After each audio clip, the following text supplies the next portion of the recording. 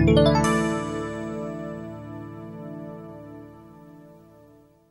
guys can go ahead and be seated.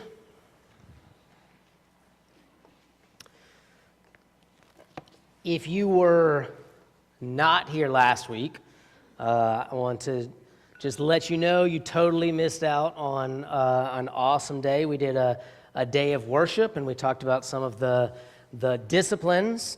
If you were like me, you may have meditated for the first time, or definitely meditated for the first time in a worship experience. It was a lot of fun. We continued with our series, How Would Jesus Live My Life? Next week, we're going to do a kids worship day, and it's going to be a little bit different probably from what you've seen in the past. We're not going to have like 5-year-olds up here singing or anything like that. They're just going to participate with us down here at the front. If you've been to Generation Celebration with us on a Wednesday night, we're hoping to wrap in some of our students that are here on Wednesday night through Team Kid and get an opportunity to let them experience the family of God. Because one of the significant things that I think that maybe we gloss over and forget about sometimes is here today and on Wednesday nights and everything like that, we have people of all ages. We have people with all experiences. We have people who are trying to figure out who Jesus is and if this is really what they want to do. And we have people that have been following Christ for 50, 60 years.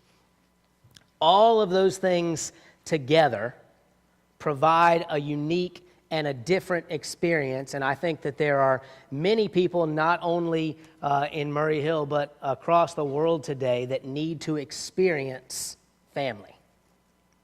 And all that family is, and all that family is not. Because we unfortunately have many kids, and I'll just speak from my experience in education, that don't know what family's like. So I want to encourage you to be here next week, to invite your friends. It's about to be a really fast, fun time, and before you know it, it's going to be 2019. But there's going to be a lot of awesome things happening here in the next 8 weeks, and so I want to encourage you to figure out a way to get here and to figure out a way to get other people here, because they're not going to want to miss it. Today, we're going to continue with Matthew 5. We've been going through the Sermon on the Mount, How Would Jesus Live My Life? And we are going to read Matthew 5, verses 43 through 48. If you are using the Pew Bible, that is on page 970. So, we'll pick up in verse 43. The subtitle here is Love for Enemies. You have heard that it was said, love your neighbor and hate your enemies. But I tell you, love your enemies and pray for those who persecute you, that you may be children of your Father in heaven. He causes his sun to rise on the evil and the good, and sends rain on the righteous and the unrighteous. If you love those who love you, what reward will you get? Are not even the tax collectors doing that?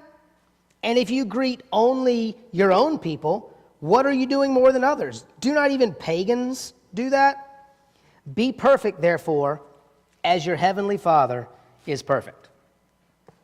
So I have to tell you, I know this is not going to shock you, but when I saw how the weeks were running and that Pastor Doug was going to be out this week and I was going to be speaking on love your enemies, I was actually like okay with this. Because I'm like, yeah, I mean, I'm pretty good at that. Like, I can't think of anybody, like nobody jumps to my head that I hate. There's nobody that I'm like, that is my enemy, I can't stand them, I don't want to be in the same room with them, anything like that. Now, it helps that my emotional scale of 1 to 10 is like between 4 and 6. So I really like don't get super angry, super excited, anything like that. I kind of live right there in the middle. So that's probably part of the reason why I don't have like huge hatred or any strong emotions or anything like that. But I was like, okay, love your enemies. I can do that. But here's what I learned, shockingly enough. When I started reading the verses and trying to kind of look a little deeper and reading in some of the commentaries, here is what I realized that I had been reading this verse like my entire life. You have heard that it was said, love your neighbor and hate your enemies. But I tell you, do not hate your enemies and pray for those who persecute you. That's how it has been read in my brain. So I'll say it to you one more time. Here's the actual verse. But I tell you, love your enemies and pray for those who persecute you. Here's how I have heard it in my brain my entire life.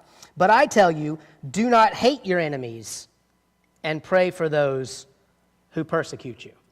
And so what I realized is Jesus doesn't say, do not hate your enemies. Jesus doesn't say, ignore your enemies. Jesus doesn't say, tolerate your enemies. Jesus says, love your enemies.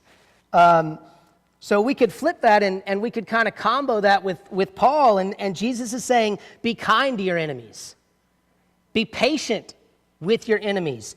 Do not envy your enemies. Don't get angry at your enemies. Don't keep a record of wrong for your enemies. I'm really good at keeping a record of wrongs for people. I don't know. I have a great memory. I have the ability to think back on when this person said this thing, and I very rarely bring it back up to them. I just revel in my own joy of knowing that they probably know that they said this, and they were really, really wrong, and I was really, really right. And I know it's a terrible thing that I get, happy about this kind of stuff. Keeping a record of wrongs. That is what Jesus is saying. We are not supposed to tolerate our enemies. We are not supposed to just not hate our enemies. We are supposed to love our enemies. And then, so like it often does, completely blows up my idea that I was pretty good at that, because it turns out I'm not good at that at all. But let's keep going and look at verse 45. We should do this, the verse 44, love your enemies and pray for those who persecute you, that you may be children of your Father in heaven. The reason we are doing this, now this isn't like a make or break. When you screw it up, you've lost your salvation or anything like that. But we are doing this so that the world around us sees, oh, okay, I get it. You're a follower of Jesus. I get it. You're a Christian.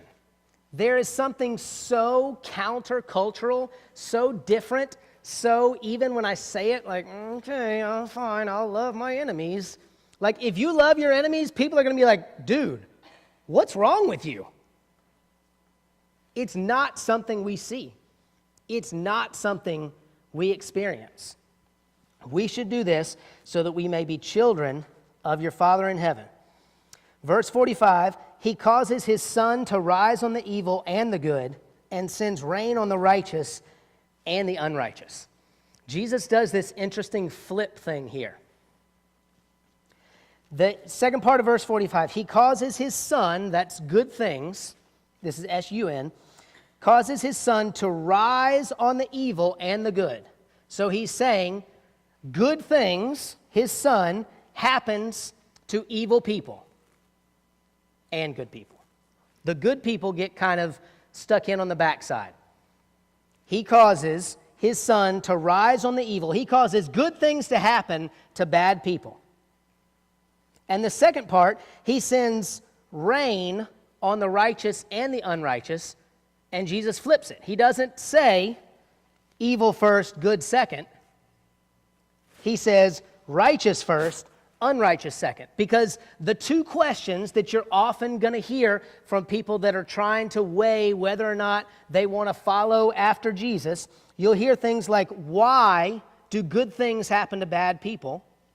And you'll also hear, why do bad things happen to good people?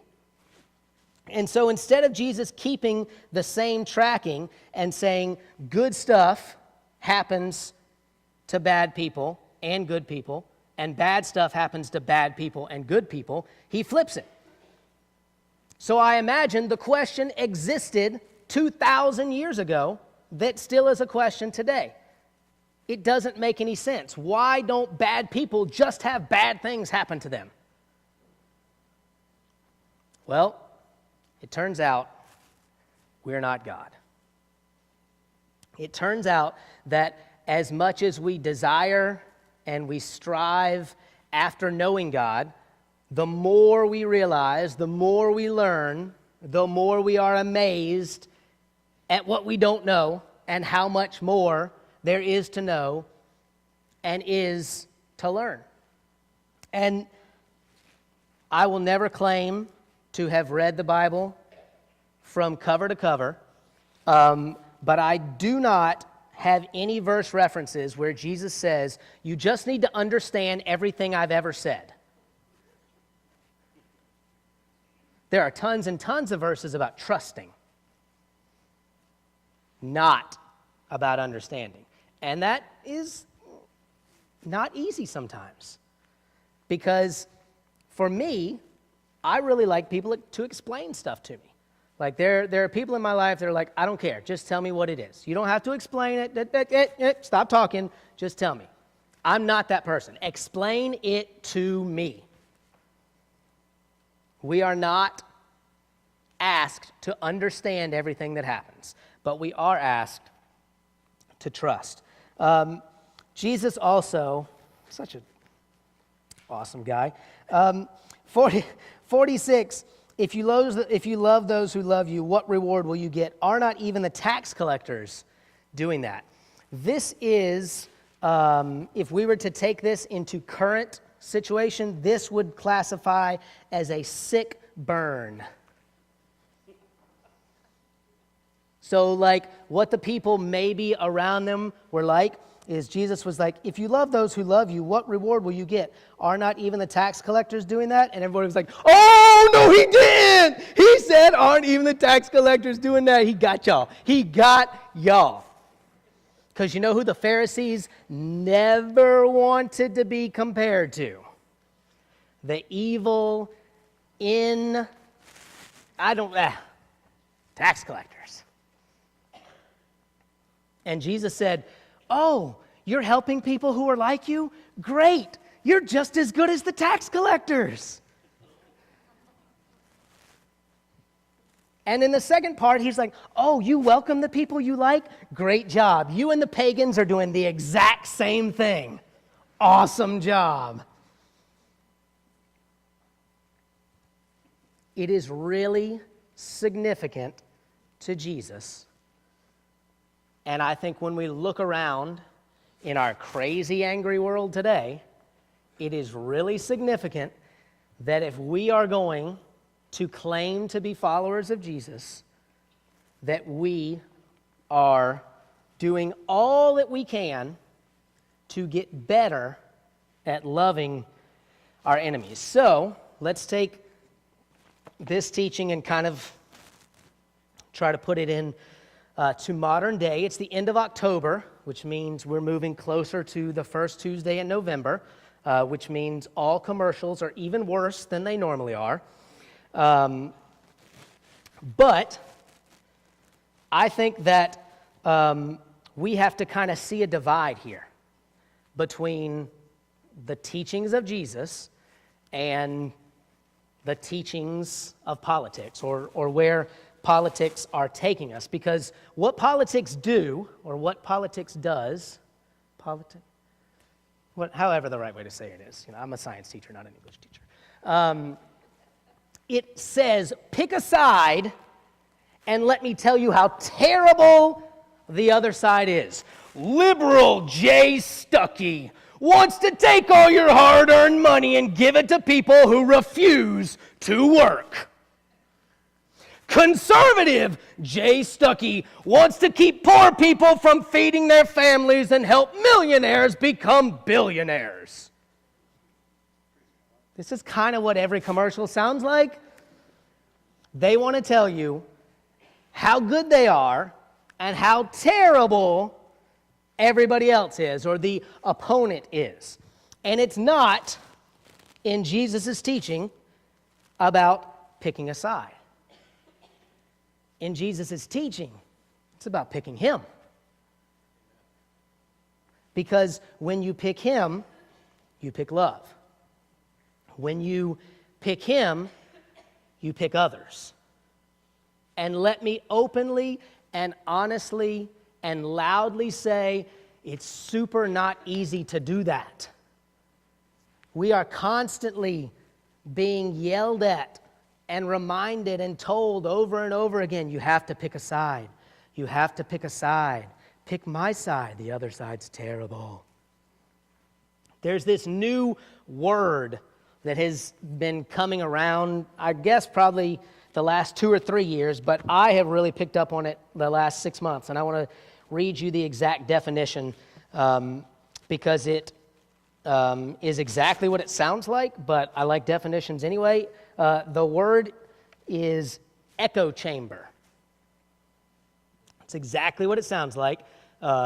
Echo, hearing your own voice in a chamber. It's nothing can come in and nothing can go out. An echo chamber describes a situation where certain ideas and beliefs are reinforced through repetition of a closed system that does not allow for the free movement of alternative or competing ideas or concepts. So it is you hearing what you believe over and over again without allowing any conflicting beliefs to come in. For a while, the church struggled with this. It was not okay to ask questions in church. This was the teaching. This is what you believed. If you were questioning that, you must be questioning the faith. You must not really believe. You must need to pray harder. Questions were not allowed. I believe we have moved past that. I know that we have moved past that here. I think that we value questions here. We want people asking questions because if they never get their questions answered, it almost seems like it's the Wizard of Oz and there's somebody hiding behind the curtain and there's something we don't want to open up and divulge. But it's when your questions are answered, it's when you begin to see how Christ can work in your life that you begin to make that connection with him. You begin to feel the draw of the Holy Spirit.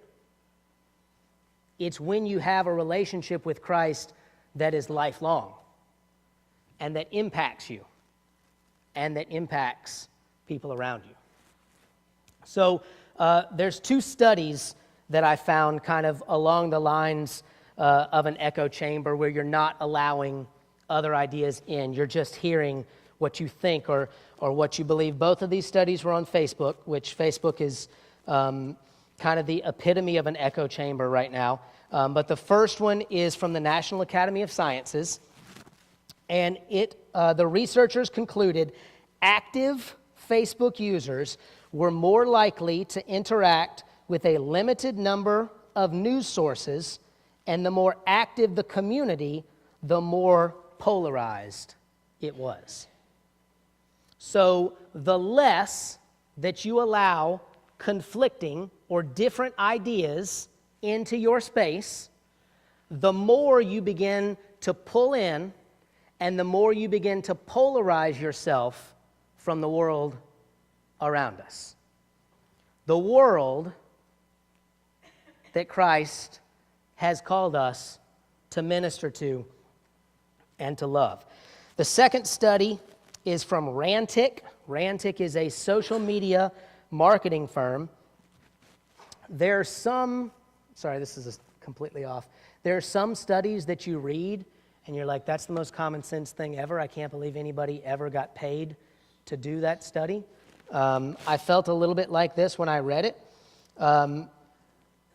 This is based on 10,000 active Facebook users who classify themselves as either Republican, Democrat, or Independent. 94% of Republicans, 92% of Democrats, and 85% of Independents said they have never changed their mind on an issue based on something they read on Facebook. What? Are you saying that really funny meme did not completely change your worldview? You don't totally agree with me now because I put 19 exclamation points in that 12-paragraph dissertation that I wrote on Facebook? That didn't change your mind? So we all know that we're not changing people's minds. So what are we doing? Why are we writing? Why are we debating? Why are we angry? Here's what I think. I think that we want to be heard. I think that we want to be known. I think that we want to connect with other people.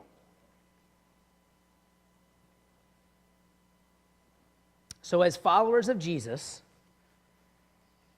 how do we prevent ourselves from living in an echo chamber, from separating ourselves from our so-called enemies, from keeping a record of wrongs on the people who believe differently from us? I think based on that study that we just saw, step number one is that we need to listen. We need to listen to somebody who does not believe the same thing we believe. Now, I'm going to highly recommend that you do this with someone you know over a cup of coffee. Because if you are someone who would classify yourself as a liberal, and you decide, I'm going to listen to Rush Limbaugh and see what he thinks about the matter, it's not going to go well. Find a friend, find a coworker, find someone, sit down, say, hey, why do you think this? And your job is not to debate, is not to explain to them your side of the argument. It is to listen. When you get done, I would wager you're not going to be like, you know what, you are totally right. I was totally wrong. I'm with you 100%. It's not about you changing your mind. It's not about them changing their mind. It's about listening. If we know we want to be heard, guess what other people want? To be heard. They don't want to be convinced. They want to be heard. So let's begin by listening. Second thing, this is where I foul it up, because I'm decent at listening. Second thing we need to do is empathize. Not good at empathizing. We need to do everything we can to attempt to put ourselves in their shoes, to attempt to understand their experiences. You are not ever going to be able to fully grasp or understand somebody's experience who is different than you. But if you listen and if you empathize, it will move you closer to doing that. Aaron and I went down to Disney this weekend, and we were listening to a podcast, and the girl in there was describing this person who was holding a poster. And they had the poster flat out like this, and they were yelling, "It's a 6! It's a 6! It's a 6!" And the person on the other side was holding the same poster going, "It's a 9! It's a 9! It's a 9!" And if you never stepped around to the other side, you thought they were a moron. But when we listen, when we empathize, when we put ourselves to the best of our ability in someone else's shoes, they don't become the enemy. They become the person. It's much, much more difficult to think of someone as an enemy when you are sitting down beside them talking. It's really easy to think of someone as the enemy when you're watching them on TV. When you interact with other humans, when you are sitting across the table from another creation, it's much more difficult to think of them as the enemy. I think the third thing that we need to do, that we have to do, is pray. Because as I just told you, empathizing, not high on Jay's skill set, not something I would put on my resume. So I know that prayer, that interaction with Christ, is going to be what I need to be propelled into becoming better at empathizing, to become better at understanding, to the best of my ability, someone else's experiences that they've gone through. And I think that if we were asked, do you want to be known as a follower of Christ, or do you want to be known as a member of a political party, every single one of us would say, follower of Christ. What kind of dumb question is that? And yet, so many times, our actions, our words, our social media posts don't line up with that at all.